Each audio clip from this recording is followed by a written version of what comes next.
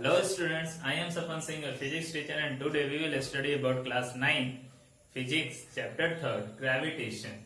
And today's topic is experiment to study the magnitude of buoyant force. In previous lecture you already studied that what is buoyant force.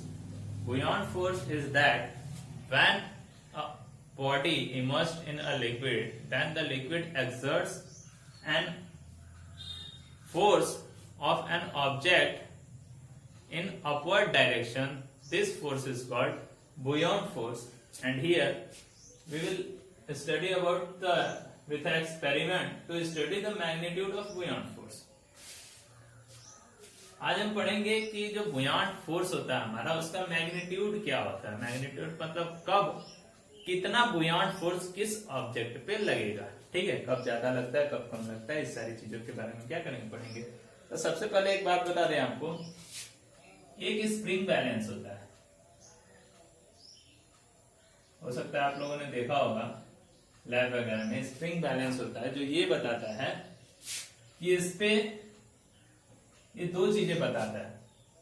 एक तो ग्राम में इसका wait बताएगा या मास बताएगा, दूसरा जो है फोर्स बताता है कितने न्यूटन एटसेट्रा. ठीक है,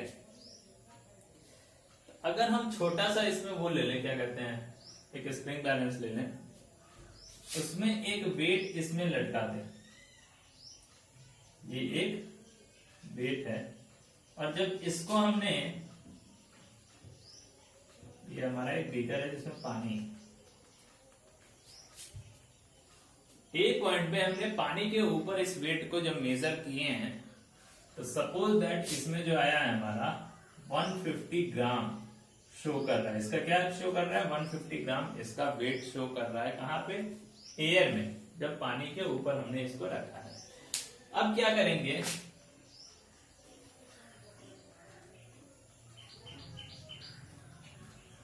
इसी स्प्रिंग बैलेंस को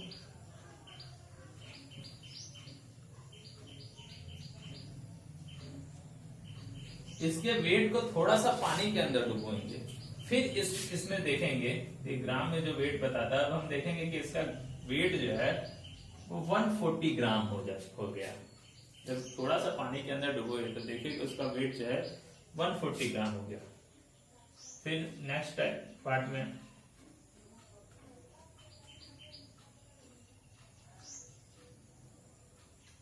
ये स्प्रिंग बैलेंस है, उसी वेट को इससे और थोड़ा ज्यादा डुबो दिया गया. उस कंडीशन में देखा गया कि इसका वेट जो है वो शो कर रहा है 130 ग्राम, मतलब 10 ग्राम और कम हो गया. ठीक है, फिर फोर्थ पार्ट में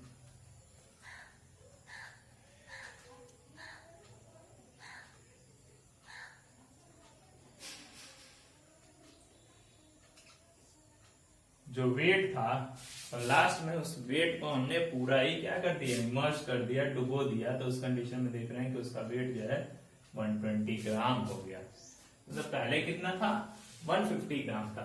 जब हमने उसको एयर में उसका वेट चेक किया था, जब पानी में थोड़ा सा डुबोते हैं तब 50 ग्राम होता है, मतलब 10 ग्राम क्या हो जाता है, कम हो जाता है. थोड़ा सा और डुबोते हैं तो 130 ग्राम, मतलब और थोड़ा सा कम हो जाता है. पूरा डुबो देते हैं तो 120 ग्राम. ठीक है, मतलब और भी ज्यादा क्या हो गया, कम हो गया क्या, उसका वेट. अब जो है लास्ट बार में जब हम इसको पूरा डूब जाता है, उसके बाद हम और नीचे तक ले जाते हैं. यहाँ तो पूरा डूब गया, उसके बाद और ले जाते हैं पानी के नीचे, इधर लिखते हैं उधर लिखते हैं. उस कंडीशन में जब हम देखते हैं इसको, तो जो इसका 120 ग्राम वेट था ये कांस्टेंट हो जाता है. मतलब एक बार जब पानी के अंदर डूब गया, तो उसके बाद हम पानी के अंदर कहीं भी उस ऑब्जेक्ट को ले जाएं, उसका वेट अब फिर कम नहीं होता है, कांस्टेंट हो जाता है. ठीक है, तो इस एक्सपेरिमेंट से हमें ये पता चलता है कि बुयांट फोर्स का मैग्नीट्यूड क्या है. तो सबसे पहले कोई भी ऑब्जेक्ट पानी में इमर्ज कर रहे हैं, तो ये पानी को नीचे की तरफ एक फोर्स लगा रहा है mg अपने भार के बराबर. कोई भी ऑब्जेक्ट डाउनवर्ड डायरेक्शन में फोर्स लगाता है mg अपने वेट के बराबर, और ये इस पे बुयांट फोर्स लगाएगा F लगाएगा. अब देखो यहाँ पे F क्या था, 10 ग्राम वेट को कम कर रहा है, मतलब एफ थोड़ा कम था। यहाँ पे 20 ग्राम को वेट को कम कर रहा है, यहाँ पे एफ थोड़ा और ज्यादा हुआ। और यहाँ पे देख रहे हैं 30 ग्राम को कट रहा कम कर दे रहा है, मतलब यहाँ पे एफ की वैल्यू, फोर्स की वैल्यू क्या थी, मैक्सिमम हो गई। और इसके बाद जब हम डूबने के बाद इधर उधर ले जाते हैं अंदर में कहीं भी, चाहे और नीचे ले जाएं चाहे साइड में कहीं ले जाए, तो उस कंडीशन में देख रहे हैं कि इसका वेट जो है 20 ग्राम ही दिखा रहा है, मतलब फोर्स की वैल्यू मैक्सिमम हो गई। तो हम ये कह सकते हैं कि जब किसी ऑब्जेक्ट को पानी में होली और पार्शली, पूर्ण रूप से या आंशिक रूप से डुबोते हैं, तो उस कंडीशन में उस ऑब्जेक्ट का वेट कम होता है, जो बुयांट फोर्स के कारण होता है, ठीक है। और जब बुयांट फोर्स के कारण इसका वेट कम होता है। और दूसरी चीज कि जब हम उस ऑब्जेक्ट को पूरी तरीके से डुबा जाते हैं, तो मैक्सिमम वेट लूज होता है। क्या होता है, मैक्सिमम वेट लूज होता है, मतलब अब इससे ज्यादा इसका वेट लूज नहीं हो सकता है उस वाटर के अंदर या उस लिक्विड के अंदर, ठीक है। तो इस तरीके से हम ये कह सकते हैं कि जब फोर्स लगता है, बुयांट फोर्स, जब ऑब्जेक्ट पूरी तरीके से होली इमर्स्ड हो जाती है, पूरी तरीके से डूब जाती है, तो उस कंडीशन में कहेंगे कि बुयांट फोर्स इज मैक्सिमम। क्या हो जाएगा, बुयांट फोर्स का मैग्नीट्यूड मैक्सिमम हो जाएगा जब कोई ऑब्जेक्ट पूर्ण रूप से डूब जाएंगे, और कोई ऑब्जेक्ट अगर आधे डूबी है तो उसका बुयांट फोर्स कम लगेगा, ठीक है।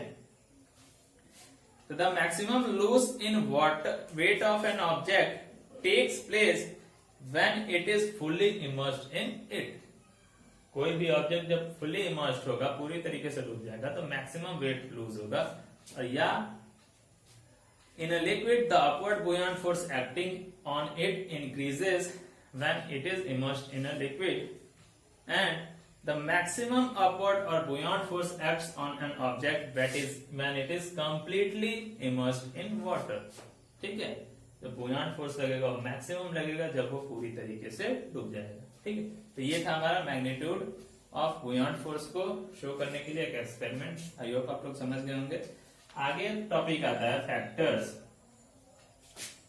Affecting बुयांट force.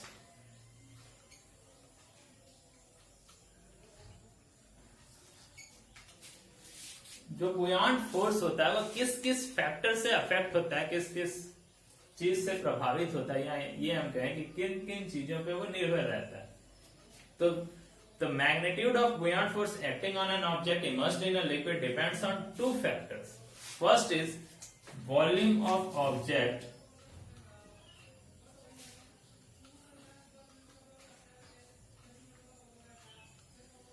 volume of object immersed in liquid,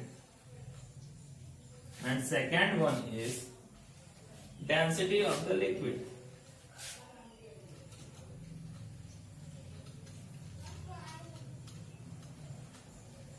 क्या होता है, जो फैक्टर्स ऑफ अफेक्टिंग बुयांट फोर्स को कौन कौन से फैक्टर अफेक्ट करते हैं, तो दो चीजें पे डिपेंड करता है magnitude of buoyant force. First one is volume of object immersed in a liquid, second one is density of the liquid.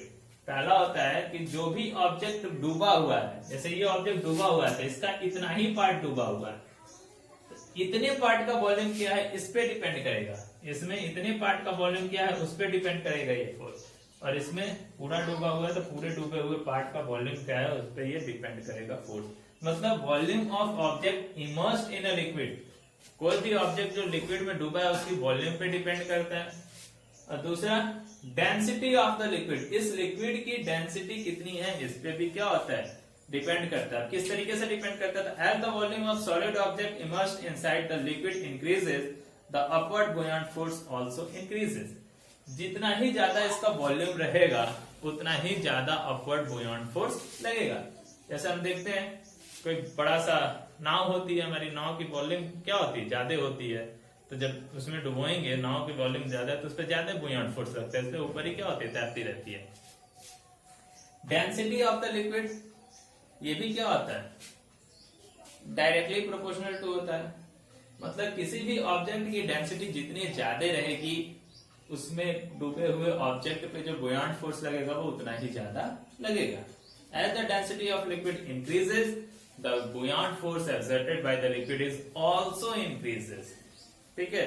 So we can say that it is easier to swim in sea water because sea water exerts a greater buoyant force on the swimmer due to its higher density.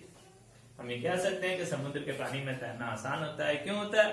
क्योंकि समुद्र के पानी का जो बुयांट force लगता है वो greater लगता है। क्यों? Due to its higher density, उसकी हाइयर डेंसिटी के थ्रू बुयांट फोर्स ज्यादा लगेगा, इसलिए तैरना क्या होता है? आसान होता है। दूसरा एक एग्जाम्पल लें, even a very heavy material like an iron block floats in a mercury because mercury exerts a very high buoyant force on an iron block due to its very high density. Mercury जो होता है वो liquid form में होता है, आप लोग जानते हैं। उसकी जो डेंसिटी होती है बहुत ही ज्यादा होती है, जिसके कारण मरकरी जो लिक्विड होता है उसके अंदर एक लोहे की कॉइन डाल दें, आयरन कॉइन डाल दें या आयरन का कोई टुकड़ा डाल दें, तो वो भी क्या होता है? इस पे तैरता है, क्योंकि उसकी डेंसिटी बहुत हाई होती है, जिसके कारण वो हाई बुयांट फोर्स एक्सर्ट करती है। ठीक है, आगे when an object is completely immersed in water then the volume of water displaced will be equal to the volume of object itself. एक कंडीशन और है कि जब किसी ऑब्जेक्ट को कंप्लीटली पानी के अंदर डुबो देते हैं, ठीक है, कंप्लीटली क्या करते हैं? पानी के अंदर डुबो देते हैं। जैसे ये ऑब्जेक्ट है, सपोज दैट पानी इतना भरा हुआ है, तो यहाँ पे एक छेद कर दे और ठीक उसके लेवल तक हम क्या करते हैं? पानी को भर दें। मतलब जहां पे ये है, मतलब एक भी बूंद इसमें गिरे तो पानी एक बूंद बाहर गिरे, इस तरीके से अगर हम भर दें तो किसी ऑब्जेक्ट को जब हम इसके अंदर डालेंगे और ये ऑब्जेक्ट जब डूबेगा तो ये अपने वॉल्यूम के बराबर ही पानी को क्या करेगा? डिस्प्लेस करता है। जितना इसका वॉल्यूम रहेगा जो डूबा है पानी में, उतना ही वॉल्यूम पानी क्या होगा? डिस्प्लेस करेगा। ये भी क्या है? रूल है, जिसके बारे में आर्किमिडीज ने बताया था, जो हम क्या करेंगे आपको अगले लेक्चर में पढ़ाएंगे। आज के लिए बस इतना ही, धन्यवाद।